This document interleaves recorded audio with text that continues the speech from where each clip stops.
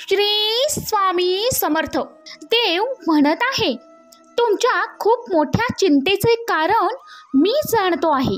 हा संदेश शेवटपर्यंत ऐकल्यास तुझ्या चिंतेचं शेवटचा दिवस ठरणार आहे असं समज. बाळा, देव म्हणतो, जेव्हा तुमची परीक्षा सुरू होते तेव्हा खरं तर ती माझी परीक्षा होत असते. कारण जिथे विश्वास आहे तिथे तुझे स्वामी आहेत. हा संदेश ऐकल्यानंतर तुझ्या आयुष्यामध्ये असा काही चमत्कार घडणार आहे. तुझं परिवर्तन होणार आहे. अरे, शरीराचे सगळे अवयव धडधाकट असून सुद्धा माणूस जेव्हा मनाने खचून जातो ना, तेव्हा जगातली कोणतीच सर्जरी त्याला बरं करू शकत नाही. जीवनातलं गणित फार सोपं होऊन जातं रे. फक्त आपल्या वागण्यातल्या ज्या गरजा आहेत त्या कमी ठेवता आल्या पाहिजे. मग बघ जगण्यातला आनंद कसा वाढतो ते. पदरी जर अपयश आलं की कोणीही फारसं संबंध ठेवत नाहीत. आणि जर का तुम्ही यशस्वी झालात तर नसलेली नातीसुद्धा बोलते होतील. आपल्यातील चांगल्या गुणांवर सगळे गप्प राहतात आणि दुर्गुणांवर मात्र चर्चा सुरू होते. आणि त्यावेळी मुकेही बोलू लागतात. जे आपली बदनामी करतात त्यांना करू द्या. कारण बदनामी तीच लोक करतात जे तुमची बरोबरी करू शकत नाही. कारण यशाकडे जाणारा हा मार्ग नेहमी एकट्याने चालायचा असतो. आणि तुम्ही त्यामुळं त्या लोकांचा विचार करायचं सोडून द्या आणि तुमच्या मार्गावर तुम्ही चालत राहा. कारण वाईट, दृष्ट, कपटी, लबाड अशा वाईट स्वभावाची माणसं तुमच्या आजूबाजूला नेहमीच असणार आहेत. आणि तीच तर माणसं तुमची गुरु असतात. कारण त्यांच्यामुळं चांगले वाईट ह्यातील फरक तुम्हाला नक्कीच कळत जातो.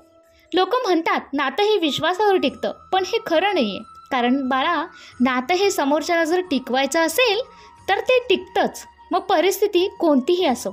दोष लपवण्याचा प्रयत्न केला तर तो मोठा होत जातो आणि कबूल केलास तर तो नाहीसा होऊन जातो. शांत स्वभावाची माणसं कधीही कमजोर नसतात मुला. या जगामध्ये पाण्यापेक्षा मऊ असं काहीच नाही आहे. परंतु जर त्याचं पुरात रूपांतर झालं तर भले भले डोंगर फोडून निघतात. माझ्या मुला, आता 2 मिनटं लक्ष देऊ नये. समजूतदार माणूस असतो त्याचं डोकं चालतं आणि जो असमंजस असतो त्या माणसाची जीभ जोरात चालत असते. कधीही तू हा अनुभव घेतला असेल तर तुझी सहमती दर्शव. या जगामध्ये खूप प्रामाणिक बनून चालत नाही. कारण तुम्ही जेवढे दबताल लोक तुम्हाला तेवढेच दाबून ठेवण्याचा प्रयत्न करतील. समोरचा जसा तुमच्याशी वागेल तसं तुम्हाला त्याच्याशी वागायचं आहे. या कलियुगामध्ये तुम्हाला इतकंही साधं राहायचं नाही आहे की समोरचा तुमचा फायदा घेईल. बऱ्याच वेळा एक गोष्ट लक्षात घे, जो माणूस साधा सरळ इमानदार आहे त्याची कुणी इज्जत करत नाही. आणि जो खोटे बोलतो, बेईमानी करतो, तो सगळ्यांनाच आवडत असतो. या कलियुगामध्ये ही सत्य परिस्थिती आहे जे तू नाकारू शकत नाहीस बाळा. जो माणूस कुणाच्याही नजरेत वाईट नाही आहे तेव्हा समजून घे की तो माणूस चालाक आहे आणि तो कोणाचाच नाही आहे. तुमचं आयुष्य तुमच्याच हातात आहे. त्यामुळं त्याला चांगलं बनवण्यासाठी कधीच कोणाकडून कोणतीच अपेक्षा करू नका. जर तुम्ही इतरांकडून अपेक्षा ठेवाल तर नक्कीच नैराश्य तुमच्या पदरात पडणार आहे. काही लोकांमध्ये हृदयाऐवजी कॅल्क्युलेटरच बसवलेला असतो. ते समोरच्याबरोबर हात मिळवण्याच्या आधीच हिशोब करतात की याच्यापासून मला किती फायदा होणार आहे. पटतंय का माझ्या मुला? सत्य परिस्थिती तुला एक ना एक दिवस नक्कीच कळेल. एका खऱ्या बुद्धिमानाची व्यक्तीची ओळख ही असते की त्याच्यामध्ये कधीही अभिमान आणि अहंकार नसते. जी व्यक्ती बुद्धी सोडून भावनामध्ये वाहत जाते त्याला कुणीही मूर्ख बनवू शकतं. माझ्या मुला, जगामध्ये लोकांचा दृष्टिकोन बदलत आहे.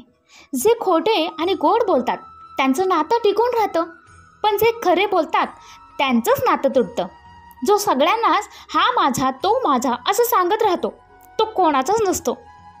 जर वर्तमान काळात तुला खुश राहायचं असेल तर तू भूतकाळाचा पश्चाताप आणि भविष्याची चिंता सोडून दिली पाहिजे. मग बघ तुझा वर्तमान कसा आनंदी होऊन जातो. चुकीची माणसं त्याच वेळी जिंकत असतात जेव्हा बरोबर माणसं गप्प राहतात.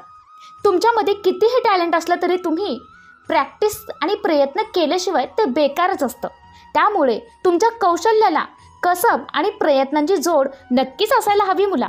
जेव्हा कोणत्याही व्यक्ती आपल्याशी परक्यासारखं वागायला लागते तेव्हा ती व्यक्ती आपली कधीच वाटत नाही. आणि कर्ज तर फेडता येतं पण उपकार कधीही फेडता येत नाही. लोक जिवंत माणसाबरोबर नीट बोलत नाहीत आणि त्याच्या मृत्यूनंतर त्याला हलवून विचारतात, अरे बोलत का नाहीस, बोल माझ्याशी. कुणासाठी समर्पण करणं, त्याग करणं अवघड नाही आहे.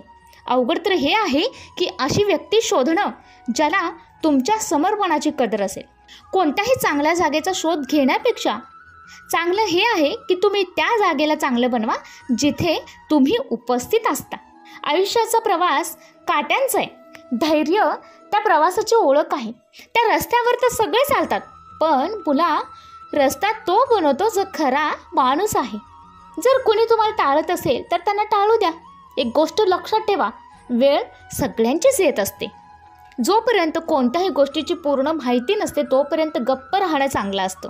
आणि ज्यावेळी वेळ येईल त्यावेळी सगळ्या गोष्टी समोर येतील. ज्या गोष्टींना तुम्ही बदलू शकत नाही त्या गोष्टींचा विचार करून तुम्हाला काहीही मिळणार नाही आहे. अशा लोकांपासून दूर राहणं ठीक आहे ज्यांना तुम्ही जवळ असण्याची कदरच नाही आहे. खऱ्या लोकांवर पण तेवढाच विश्वास ठेवा जेव्हा आपण औषधांवर ठेवतो. माझ्या मुला आजच्या काळामध्ये स्वतः थोडं सांभाळून चाल, कारण जागांवर लोकांचे वाईट विचार पडलेले असतात. घरात भलेही तू हवे तेवढे रडून घे पण दरवाजा उघडताना मात्र नेहमी चेहरा हसरा ठेवूनच उघड. गेलेली वेळ तुझ्या आयुष्यात तुला त्रास देत असेल तर त्या वेळेला कधीही विसरूनच जा. ते तुझ्या हिताचं ठरेल. या जगामध्ये कोणाचीही मदत करण्यासाठी फक्त पैशांची नाही तर एका चांगल्या मनाचीही गरज असते. मतलबी लोकांना फोनमधूनच नाही तर तुझ्या आयुष्यामधूनही डिलीट कर, म्हणजे तुला कधीही त्रास होणार नाही. आणि माझ्या मुला, शेवटी तू स्वामींचा बाळ आहेस, तू माझं लेकरू आहेस, तर तुला माझा नेहमी आशीर्वाद आहे आणि तुझं आयुष्यात कल्याणच होईल. माझा खास आशीर्वाद तुझ्या सोबतच आहे. माझ्या बाळा, तुझ्या आयुष्यामध्ये खूप अडचणी आहेत. खूप अडचणींचा सामना करत अनेक संकटांना तोंड देत तू आजपर्यंत इथं पोहोचला आहेस आणि आयुष्याची परीक्षा तुझी अजून चालूच आहे आणि तुला अनेक प्रश्नांची उत्तरं अजून मिळायची बाकी आहे. स्वामी नेहमी तुझ्या पाठीशी आहेत आणि तुझ्या प्रश्नांची उत्तरं तुला मिळून जातील.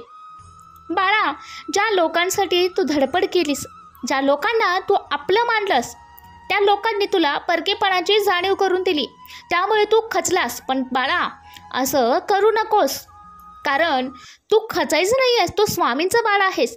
अरे बाळा, तुझ्याकडे लढण्याची क्षमता आहे, त्यामुळे चांगली भूमिका नेहमी तुलाच मिळणार आहे.